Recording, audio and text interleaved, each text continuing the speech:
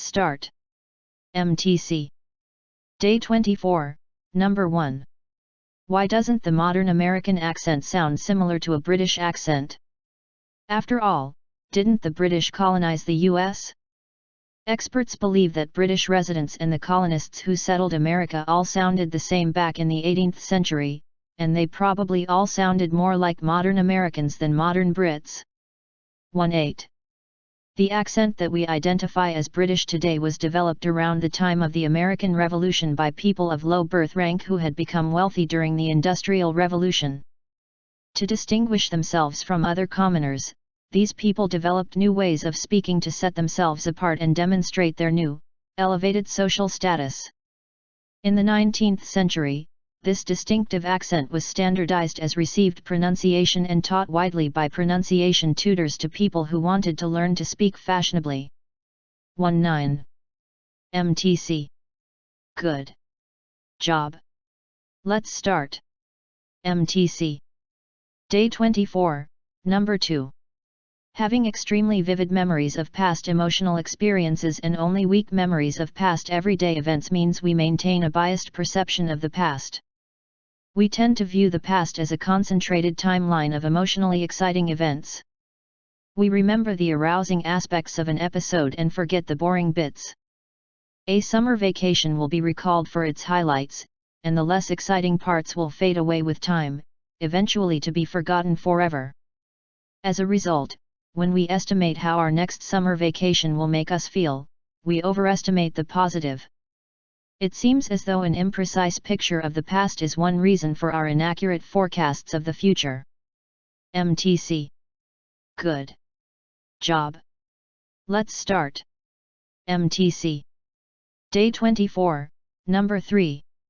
From a correlational observation, we conclude that one variable is related to a second variable. 2. But neither behavior could be directly causing the other even though there is a relationship. The following example will illustrate why it is difficult to make causal statements on the basis of correlational observation. The researchers at the U.S. Army conducted a study of motorcycle accidents, attempting to correlate the number of accidents with other variables such as socioeconomic level and age.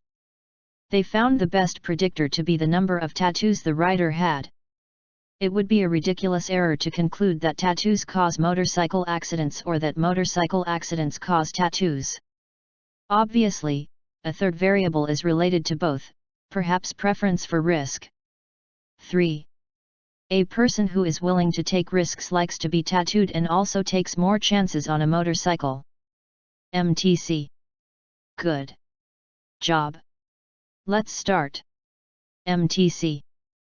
Day 24, Number 4. Reading is like skiing.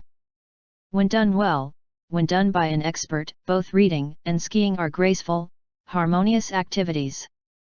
When done by a beginner, both are awkward, frustrating, and slow. Learning to ski is one of the most embarrassing experiences an adult can undergo.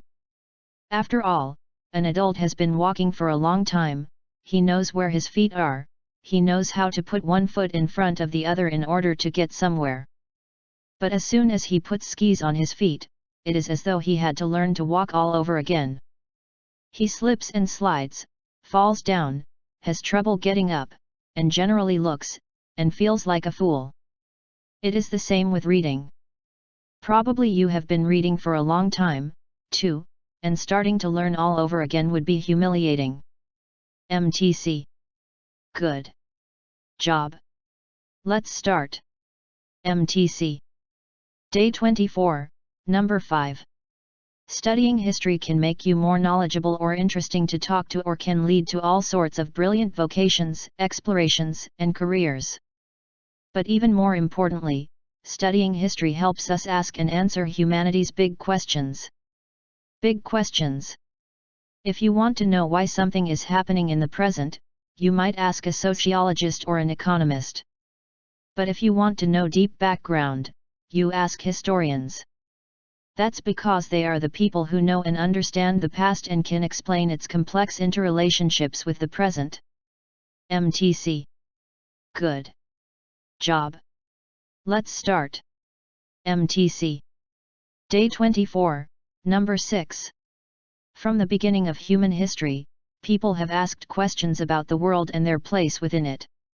For early societies, the answers to the most basic questions were found in religion. Some people, however, found the traditional religious explanations inadequate, and they began to search for answers based on reason. This shift marked the birth of philosophy, and the first of the great thinkers that we know of was Thales of Miletus. Thales. He used reason to inquire into the nature of the universe, and encouraged others to do likewise.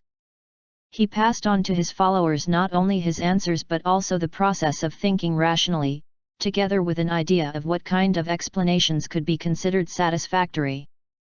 Day 25. MTC. Good job.